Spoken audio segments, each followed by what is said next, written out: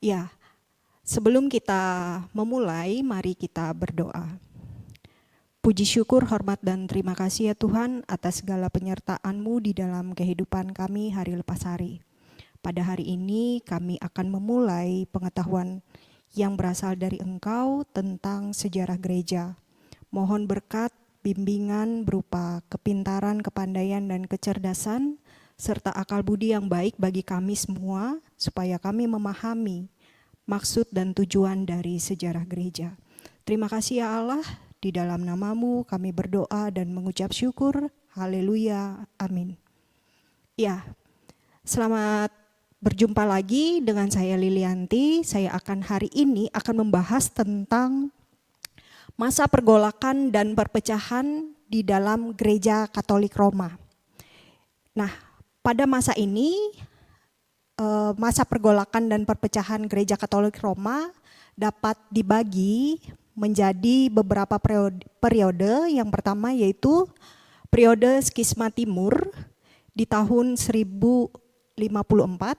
Yang kedua adalah periode skisma barat yang terjadi pada tahun 1378 sampai dengan 1417. Yang ketiga adalah periode perintis reformasi Protestan, yaitu tahun 1320 sampai dengan 1498. Dan terakhir adalah reformasi Protestan, yaitu terjadi pada tahun 1517 sampai dengan 1648. Namun pada sesi ini saya akan membahas cuman sampai 3 periode karena sesi ini lumayan panjang begitu. Jadi reformasi Protestan akan saya bahas di sesi yang keempat. Saya mulai dengan periode skisma timur yaitu tahun 1054. Nah, dinyatakan di sini bahwa skisma timur yang juga disebut sebagai skisma ortodoks, dalam sesi kedua juga saya ada sedikit menyinggung di situ, di mana terjadi pada tahun 1054 dan merupakan perpecahan antara Gereja Katolik Roma dan Gereja Ortodoks Timur. Nah, Gereja Katolik Roma itu berada di wilayah Kekaisaran Romawi, sedangkan Gereja Ortodoks Timur itu berada di bawah Kekaisaran Bizantium. Nah, meskipun secara resmi dikatakan terjadi pada tahun 1054, skisma ini di satu pihak sudah didahului oleh berbagai macam ketegangan sebelumnya. Jadi di dalam gereja itu sendiri banyak sekali masalah yang dihadapi oleh berbagai macam gereja di dalamnya. Di pihak lain belum dirasakan oleh semua orang Kristiani. Jadi tidak semua orang Kristen pada masa itu merasakan skisma, dampak dari skisma besar ini. Padahal ini merupakan suatu skisma atau perpecahan begitu. Yang dimana orang-orang Kristen dari berbagai tingkatan sampai lama sesudahnya baru mereka memahami dan mereka menyadari bahwa terjadilah perpecahan di dalam gereja skisma timur ini. Selanjutnya dalam peristiwa tahun 1054 itu, sebab musabab dapat ditarik dari ketegangan yang terjadi pada abad-abad sebelumnya. Jadi masalah yang terjadi di gereja banyak sekali hal-hal yang terjadi, misalnya dalam hal dogma, doktrin, kemudian dalam hal kelembagaan juga menjadi masalah yang besar pada masa itu. Kemudian tentang hal politik, dalam hal politik juga dijelaskan di situ juga. Nah, di sini dikatakan bahwa ketegangan yang terjadi pada abad-abad sebelumnya yaitu ketidaksepakatan atas kebijakan politis. Lalu ada pemerintahan juga, di mana pemerintahan ini oleh paus, yaitu sebagai kepala tertinggi di dalam gereja Katolik pada waktu itu, memerintah juga bahwa gereja Katolik itu memegang peranan penting di dalam pemerintahan juga. Nah, lanjut lagi, umumnya ini menyangkut paham tentang otoritas atau kekuasaan serta tata susunan dan disiplin gereja. Yang kedua, yaitu berikutnya adalah Patikan yang kedua mengakui adanya perpecahan atau pemisahan, tetapi tidak pernah memakai istilah skisma ataupun skimastik. Jadi dikatakan bahwa ya mereka Katolik menyatakan bahwa betul terjadi perpecahan. Tetapi mereka tidak menyatakan itu sebagai istilah skisma itu tidak mereka gunakan. Tetapi istilah skisma ini sebetulnya diambil dari bahasa Latin begitu. Bahasa Latin artinya perpecahan. Nah, di dalam perpecahan ini dalam sejarah gereja maka digunakanlah istilah skisma. Saya lanjutkan kembali, orang Barat atau Gereja Katolik Roma yang lebih aktif tabiatnya mementingkan perbuatan. Dalam ajaran Katolik Roma itu perbuatan itu sangat penting. Oleh karena itu yang diutamakan di Barat adalah ajaran tentang amal dan jasa. Praktik penitensia yaitu penebusan dosa atau perbuatan penyesalan umat manusia. Dan organisasi gereja juga. Jadi keselamatan itu adalah merupakan perbuatan dari Allah. Kematian Kristus di kayu salib tidak lain daripada perbuatan kasih juru selamat itu. Jadi mereka juga mempercayai bahwa keselamatan itu merupakan perbuatan dari Allah. Namun nanti dijelaskan mengapa terjadi reformasi di dalam gereja Katolik. Nah, tetapi di bagian timur atau gereja ortodoks, ini perbedaan antara gereja ortodoks dengan gereja Katolik Roma gitu. Di bagian timur atau gereja ortodoks, perenunganlah yang dipentingkan. Misalnya merenung tentang Allah yang mistik dan merenung kebenaran dogma. Dalam suasana itu, filsafat Kristen, mistik, askese dan kerahiban dapat berkembang. Jadi ilmu Kristen, filsafat Kristen itu banyak sekali berkembang pada masa lalu. Lalu tentang mistik, bagaimana mereka memahami Allah dan kerahiban yang berkembang pada masa itu. Keselamatan dianggap sebagai suatu keadaan baru yang dikaruniakan Tuhan kepada manusia. Penekanan dalam teologi timur ialah kemasukan Tuhan ke dalam daging manusia atau inkarnasi dan kebangkitan Kristus yang karenanya manusia beroleh hidup yang kekal. Jadi di dalam gereja ortodoks menyatakan bahwa mereka menekankan bahwa kemasukan Tuhan ke dalam daging manusia itu merupakan ajaran gereja ortodok pada masa lalu seperti itu. Jadi mereka memahami Tuhan itu masuk dalam daging dan berinkarnasi. Serta ada kebangkitan Kristus juga. Saya lanjutkan lagi. Gereja ortodoks tidak memiliki pemimpin yang tunggal seperti paus. Jadi perbedaan antara gereja ortodoks timur dengan gereja Katolik Roma itu berbeda.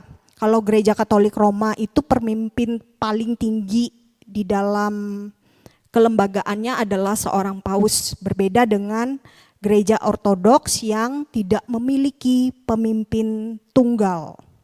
Nah, dalam gereja ortodoks dipimpin oleh sekelompok yang disebut sebagai patriark dan uskup yang berbagi otoritas dan tanggung jawab. Jadi patriark ini dan uskup itu merupakan pemimpin, tetapi yang paling tinggi adalah patriark begitu ya. Di sini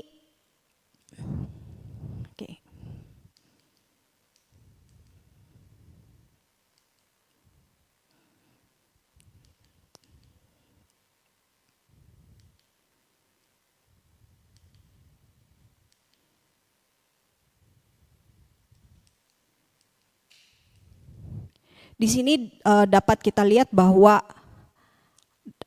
nampak begitu besar perbedaan antara gereja Roma Katolik dan juga gereja Ortodoks. Selanjutnya adalah periode skisma Barat. Nah, periode skisma Barat ini terjadi di dalam gereja Katolik Roma. Skisma ini terjadi pada tahun 1378 dan berlangsung hingga tahun 1417. Paus Gregorius yang ke-11 telah membawa kembali kepausan dari Avignon ke Roma pada tahun 1377. Paus Gregorius ini yang ke-11 mengembalikan kekuasaan Paus ke Roma setelah 70 tahun berada di Avignon, Prancis. Namun pada tahun 1378 ia meninggal dunia. Jadi kekuasaan Paus pada masa itu berada di Avignon selama 70 tahun. Lalu Paus Urbanus yang ke-6 terpilih menjadi paus. Paus ini tidak mau tunduk di bawah pengaruh para kardinal Prancis, sehingga para kardinalnya mengangkat paus yang baru yaitu Clemens yang ke-7 dan berkedudukan di Avignon. Kedua paus saling bermusuhan dan mengutuk. Catatan penjelasan, ada perbedaan antara paus dan kardinal. Jadi salah satu penyebab terjadinya skisma di barat adalah perpecahan antara paus dan juga kardinal. Nah, kalau paus dan kardinal adalah dua jabatan penting dalam Gereja Katolik Roma. Berikut perbedaan antara paus dan kardinal, yaitu jabatan dan otoritas. Jabatan dan otoritas masing-masing mempunyai jabatan dan otoritas. Kalau kita lihat paus merupakan pemimpin tertinggi Gereja Katolik Roma. Dia memiliki otoritas penuh atas gereja dan dianggap sebagai pengganti Santo Petrus. Jadi saya katakan di dalam sejarah gereja, paus ini pernah menyatakan diri sebagai pengganti Petrus. Pengganti Petrus itu, Petrus adalah wakil Allah di dunia, begitu. Jadi paus itu menggunakan otoritasnya sebagai pemimpin gereja dan dia menyelewengkan kekuasaannya di situ. Jadi itu nanti yang menjadi penyebab terjadinya reformasi gereja. Yang kedua, kardinal. Jabatan dan otoritas kardinal merupakan pejabat tertinggi gereja yang membantu paus dalam mengelola gereja dan memiliki otoritas tertentu dalam bidangnya masing-masing. Jadi posisi kardinal ini berada di bawah kekuasaan paus.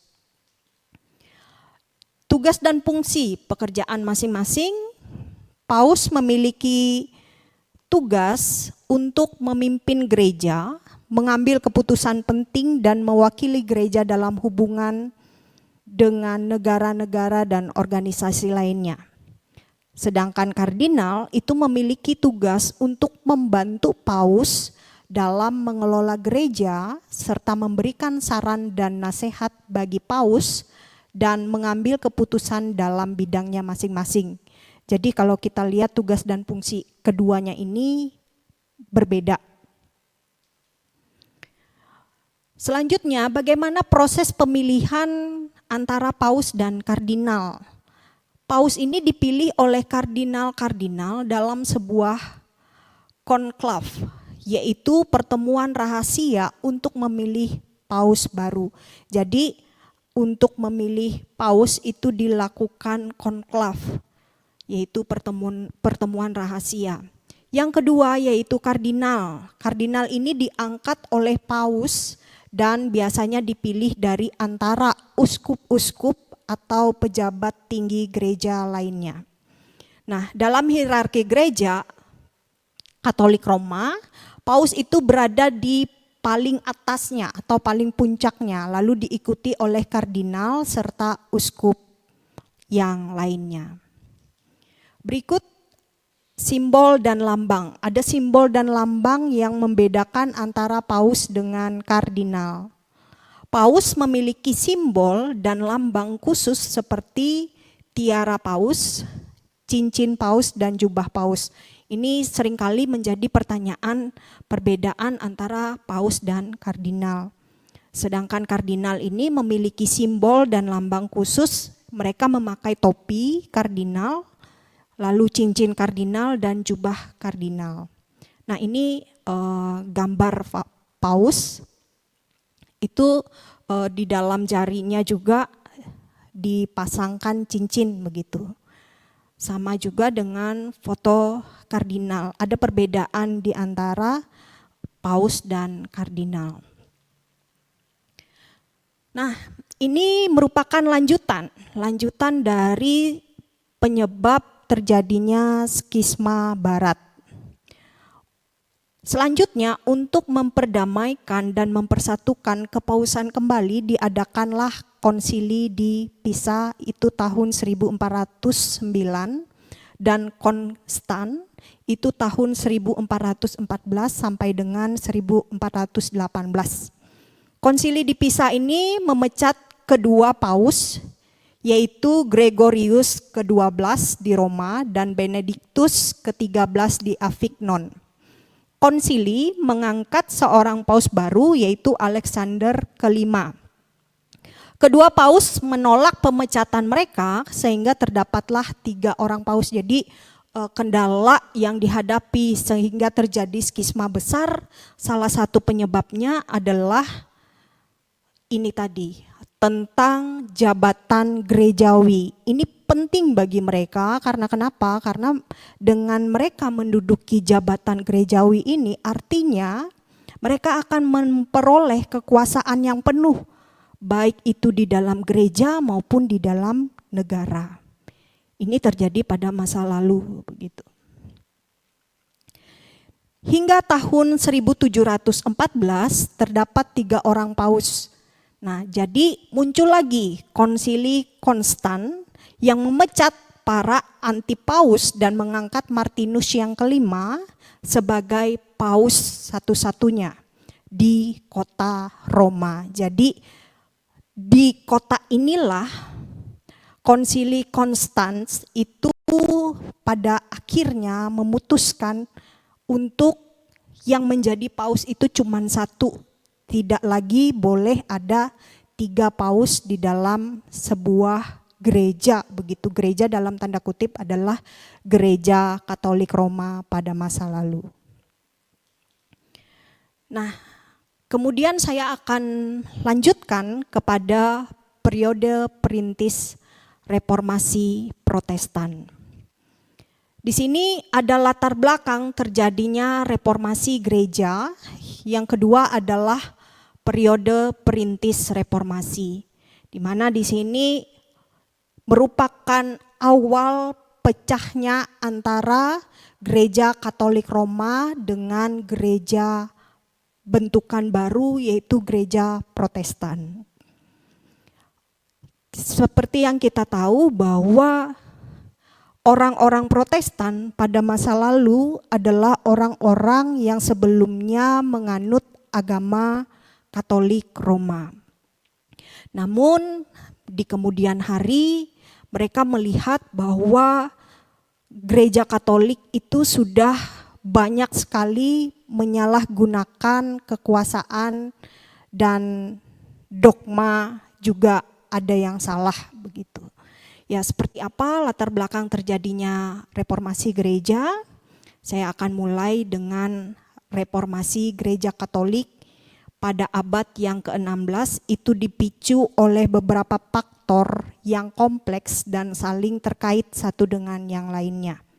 Berikut adalah beberapa latar belakang utama yang menyebabkan terjadinya reformasi gereja, yaitu ada faktor teologis. Yang pertama, korupsi dalam gereja. Korupsi dalam gereja yaitu korupsi dan penyalahgunaan kekuasaan oleh pejabat gereja, termasuk paus. Ini menyebabkan kehilangan kepercayaan masyarakat terhadap gereja. Apa yang dilakukan paus pada masa itu? Nah, paus pada masa itu melakukan penjualan surat pengampunan dosa. Kemudian yang dilakukan paus juga apa? Yang dilakukan paus adalah pada masa yang lalu menjual jabatan-jabatan gerejawi. Nah, ini merupakan fakta sejarah pada masa lalu. Nah, jabatan gerejawi ini dijual seperti dilelang begitu. Jadi yang membelinya adalah orang yang mampu. Siapa orang yang mampu? Adalah orang-orang para pedagang yang mempunyai uang banyak tanpa memiliki latar belakang teologi. Jadi korupsi dalam gereja juga yang dilakukan adalah dengan menjual surat pengampunan dosa. Yang kedua adalah penjualan surat pengampunan. Gereja menjual surat pengampunan untuk mengampuni dosa yang dianggap tidak sesuai dengan ajaran Alkitab. Kemudian yang ketiga, penggunaan bahasa Latin. Bahasa Latin digunakan dalam liturgi dan doktrin gereja yang menyebabkan kesulitan bagi masyarakat awam untuk memahami ajaran gereja. Jadi pada masa lalu gereja itu menggunakan liturgi dalam bahasa Latin. Sehingga ini bagi orang-orang yang baru, mereka tidak memahami bahasa Latin, tidak begitu mengerti begitu. Sehingga ini menjadi kesulitan faktor teologinya. Asal mula reformasi gereja itu dimulai pada pertikaian tentang penjualan surat pengampunan atau dalam bahasa Latin itu disebut sebagai indulgensia. Nah, indulgensia itu timbul dari praktek pengakuan dosa.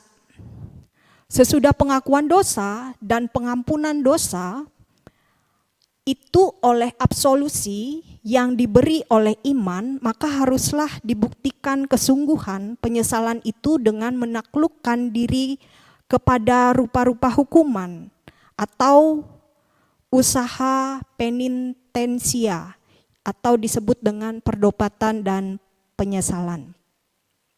Akan tetapi mungkin pula sebagian dari hukuman itu terhapus lagi berdasarkan amalan-amalan istimewa yang telah dilaksanakan orang penitisia itu. Penghapusan demikian dinamakan dengan indulgensia. Nah, indulgensia itu salah satunya ini yang terjadi di dalam masyarakat orang-orang Kristen pada masa lalu. Penghapusan siksa itu banyak sedikitnya dapat diterima juga asal selalu ditimbang dan diputus untuk tiap-tiap oknum sendiri. Artinya ada pertimbangan-pertimbangan khusus sehingga indulgensia ini berlaku seperti apa. Nah, tetapi berhubung dengan terjadi perang-perang salib pada masa itu, maka barang siapa yang turut pergi ke tanah suci yang dimaksud adalah kota Yerusalem, di mana kota Yerusalem pada masa itu dikuasai oleh bangsa Arab. Dan orang-orang Islam juga menyebarkan agama hingga ke Yerusalem. Dan Yerusalem diambil alih begitu sehingga terjadi perang salib. Tetapi perang salib ini lamanya sangat lama sampai terjadi berabad-abad. Nah, tetapi di sini saya tidak menjelaskan tentang perang salib karena dia punya sejarah tersendiri khusus untuk perang salib. Nah, untuk mendapatkan penghapusan dari segala hukumannya, jadi siapa yang pergi ke tanah suci, jadi orang-orang yang pergi ke tanah suci itu otomatis mendapatkan penghapusan dosa langsung begitu. Sedangkan orang yang hanya mengirimkan seseorang untuk pengganti ke sebagai tentara perang salib itu mendapat indulgensia yang mutlak itu juga. Berarti orang-orang yang tidak pergi mengikuti perang salib itu wajib memperoleh indulgensia atau surat penghapusan dosa. Tambahan lagi, dikatakan bahwa gereja mulai mengajarkan bahwa indulgensia itu bukan saja menghapuskan hukuman gereja yang harus ditanggung dalam hidup ini, tetapi juga meniadakan siksa-siksa yang harus diderita dalam api penyucian. Artinya, orang yang memperoleh surat indulgensia itu, siksa di dalam api penyucian juga akan dihapuskan. Itu yang diajarkan pada masa lalu, yang diajarkan oleh Paus. Nah, praktik indulgensia Gereja Katolik Roma lebih meluas lagi. Ternyata praktik ini lebih meluas ketika penghapusan itu bukan saja boleh didapat berdasarkan amalan manusia, tetapi kemudian surat ini tadi dijual pula dan boleh dibeli dengan uang. Dan saudara-saudara harus tahu bahwa surat indulgensia ini dijual dengan harga yang sangat mahal, sehingga masyarakat pada masa itu berlomba-lomba untuk mengumpulkan uang mereka dalam rangka mereka membeli surat indulgensia ini atau surat penghapusan dosa ini. Nah, ini yang akhirnya kerohanian mereka itu rusak. Kenapa dikatakan rusak? Karena mereka menyatakan, loh bagaimana dengan kasih rahmat Allah itu sendiri yang datang sebagai manusia itu mengampuni dosa manusia.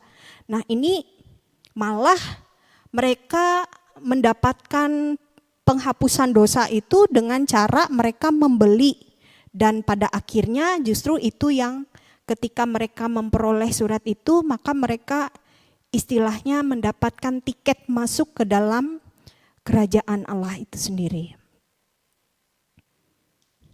Ini yang menjadi kesalahan, artinya kesalahan yang dialami oleh gereja, oleh jemaat pada masa lalu. Nah, kemudian muncullah para tokoh-tokoh perintis gereja setelah hal-hal yang tadi di atas dilakukan oleh Paus dan juga pejabat-pejabat gereja, dan ini terjadi selama berabad-abad lamanya. Kemudian dari situ muncul tokoh-tokoh perintis reformasi. Tokoh-tokoh perintis reformasi ini adalah orang-orang yang berperan penting juga di dalam peristiwa reformasi gereja. Tetapi suara mereka tidak begitu besar. Namun nanti kemudian dilanjutkan oleh Martin Luther, Calvin, begitu ya. Dan itu akan kita bahas di sesi yang keempat. Hari ini saya akan membahas periode perintis reformasi saja. Itu kita lihat ada John Wycliffe tahun 1320 sampai dengan 1384. Ia hidup di Inggris pada abad yang ke-14. Ia adalah seorang guru besar di Oxford dan dialah yang menjadi penganjur dan juru bicara perlawanan nasional terhadap pemerintahan Paus. Dasar pandangannya itu ialah bahwa sebaiknya gereja jangan mempunyai milik duniawi. Artinya gereja itu tidak boleh kaya begitu. Karena apa yang sudah dilakukan oleh Paus yaitu memperkaya gereja, memperkaya diri. Sehingga kalau kita lihat bangunan-bangunan gereja Katolik pada masa lalu itu megah, wah dan luar biasa. Dan bahkan mereka juga menggunakan jubah-jubah, lalu menggunakan perangkat-perangkat di dalam atribut yang mereka gunakan itu sangat mewah dan sangat mahal harganya. Nah, di situ si John Wycliffe ini menyatakan bahwa gereja jangan mempunyai milik duniawi, tetapi patut menjadi miskin dan sederhana. Harusnya gereja itu sederhana, hidupnya menggambarkan Kristus itu sendiri. Kalau kita lihat kehidupan Yesus pada masa lalu adalah kehidupan yang sangat sederhana. Yesus adalah seorang tukang kayu begitu. Dan dalam menggunakan jubahnya, Yesus juga menggunakan jubah yang sangat sederhana. Kemudian akibat ketaatan kepada Alkitab ini mendorong Wycliffe untuk menyerang gereja Katolik Roma. Kritiknya bahwa susunan gereja yang hierarkis itu menyebabkan gereja Katolik Roma itu sudah menyelewengkan kekuasaannya. Kemudian dia juga menyebarluaskan wilayah kekuasaannya di berbagai wilayah di sekitar Roma. Lalu ada tentang kerahiban juga, kemudian pemujaan kepada orang kudus dan relikwi. Kepausan yang dipandangnya sebagai antikris. Jadi si John Wycliffe ini menyatakan bahwa paus pada masa itu dia pandang sebagai orang yang antikris. Kenapa dia nyatakan seperti itu? Karena paus itu mengklaim diri sebagai pengganti Petrus dan wakil Allah di dunia ini, sehingga apapun yang dia katakan itu menjadi kebenaran yang mutlak. Salah satunya tadi adalah menjual jabatan gerejawi, kemudian menjual surat penghapusan dosa, dan ini dilakukan secara berabad-abad lamanya. Berikut, Wycliffe memiliki pengaruh yang besar terhadap reformasi gereja. Dia sebagai perintis reformasi ternyata pengaruhnya itu besar terhadap reformasi gereja selanjutnya, terutama melalui murid-muridnya seperti John Huss dan Martin Luther. Ia juga dikenal sebagai penerjemah Alkitab karena ia menerjemahkan Alkitab ke dalam bahasa Inggris. Jadi bukan lagi menggunakan bahasa Latin.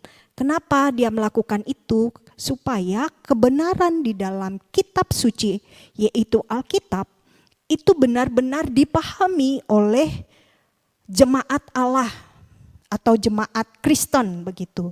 Supaya mereka memahami bahwa keselamatan itu bukan diperoleh melalui penjualan penghapusan dosa, tetapi keselamatan itu merupakan anugerah yang diberikan oleh Allah secara cuma-cuma.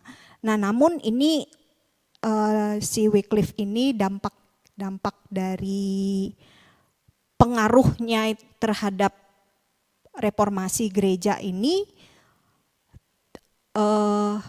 tidak seperti ketika si muridnya yaitu Martin Luther mereformasi gereja secara besar-besaran. Ini awal mulanya, jadi perintisnya. Selanjutnya ada perintis berikutnya adalah Johannes Huss.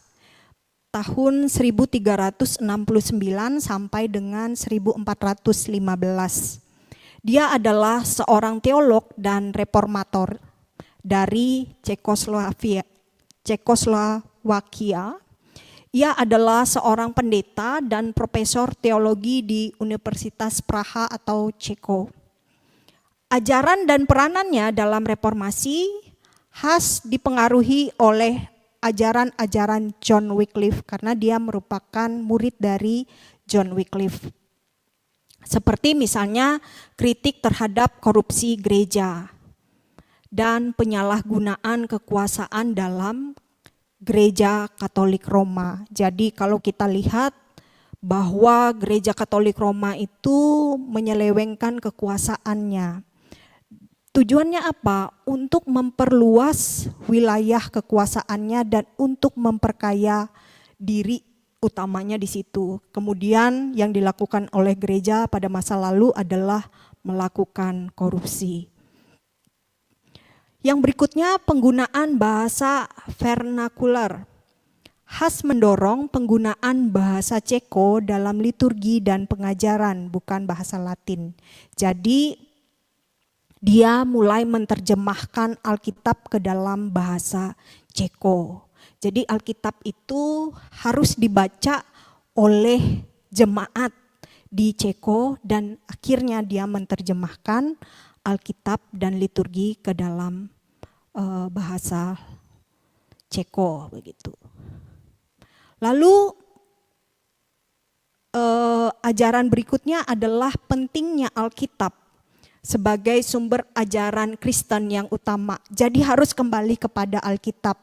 Alkitab itu penting menjadi sumber ajaran utama oleh orang-orang yang berada di Ceko. Jadi Alkitab itu ini adalah dasar kekristenan, bukan seperti yang diajarkan oleh para paus dan wakil-wakilnya. Selanjutnya, konsekuensi dan pengaruh. Bagaimana konsekuensi dan pengaruh Hus? Yaitu Hus dianggap sebagai ancaman oleh Gereja Katolik Roma dan dia diadili dalam Konsili Konstan tahun 1414 sampai dengan 1418. Ia dihukum mati dengan dibakar hidup-hidup pada tanggal 6 Juli 1415. Jadi para tokoh reformasi ini, perintis reformasi saya katakan, para tokoh perintis reformasi ini mengalami berbagai macam kesulitan dan kendala, kecuali si John Wycliffe tadi. Nah, kalau John Wycliffe itu tidak dihukum mati begitu, tapi karena dia sebetulnya dia mau dihukum begitu, tetapi karena dia berada di wilayah kekuasaannya pada masa itu dan raja pada masa itu menolong Wycliffe supaya Wycliffe ini tidak sampai dibunuh begitu. Nah, kemudian berbeda dengan Hus. Kalau Hus ini ia mati dihukum mati dengan cara dibakar hidup-hidup pada tanggal 6 Juli 1415. Namun kematian Hus tidak menghentikan gerakan reformasi ini, sebaliknya ia menjadi martir dan simbol perlawanan terhadap korupsi gereja. Ajaran-ajarannya terus menyebar dan mempengaruhi reformator-reformator lainnya seperti Martin Luther dan Johannes Calvin. Selanjutnya yang terakhir adalah Savonarola. Itu tahun 1452 sampai dengan 1498. Ia merupakan seorang perintis reformasi yang ketiga dan merupakan seorang rahib Dominikan. Hanya berpengaruh di kota Florensa atau Italia saja. Ia mengajak semua penduduk supaya penduduk di sana itu bertobat. Segala kemewahan dan keinginan duniawi itu harus dimatikan. Kemudian Paus Alexander yang ke-6 diserang dengan hebat. Yang menyerangnya adalah Savonarola ini. Nah, kemudian selanjutnya atas titah Paus, Savonarola ini ditangkap, disiksa dan juga dibakar. Ini yang terjadi bagi para tokoh perintis-perintis reformasi. Jadi mereka merintis, membuka baru untuk jalan menuju nanti pada masa reformasi. Kita bahas di sesi yang keempat, mereka akan memperoleh gerakan keagamaan yang baru, yaitu gerakan keagamaan yang disebut sebagai gereja Protestan. Disinilah munculnya gereja Protestan pada akhirnya setelah terjadi reformasi gereja secara besar-besaran yang dilakukan nanti oleh para tokoh reformasi gereja. Saudara-saudara, demikian yang bisa saya sampaikan pada hari ini. Semoga sejarah gereja yang hari ini saya sampaikan itu bisa bermanfaat sebagai bahan perenungan kita dan pengetahuan kita tentang bagaimana gereja itu berkembang secara terus-menerus dan Kristus bekerja di dalam kehidupan orang-orang Kristen. Dan melalui meskipun gereja itu berkembangnya seperti hal-hal yang mengalami hal-hal yang sulit, namun Allah tetap berkarya di dalam perkembangan gereja. Gereja yang dimaksud adalah Allah itu sendiri, Injil itu tetap diberitakan dan Injil itu merupakan Allah. Demikian yang bisa saya sampaikan. Terima kasih bagi saudara-saudara sekalian. Sebelum saya mengakhiri, mari kita bersatu di dalam doa. Mari kita berdoa.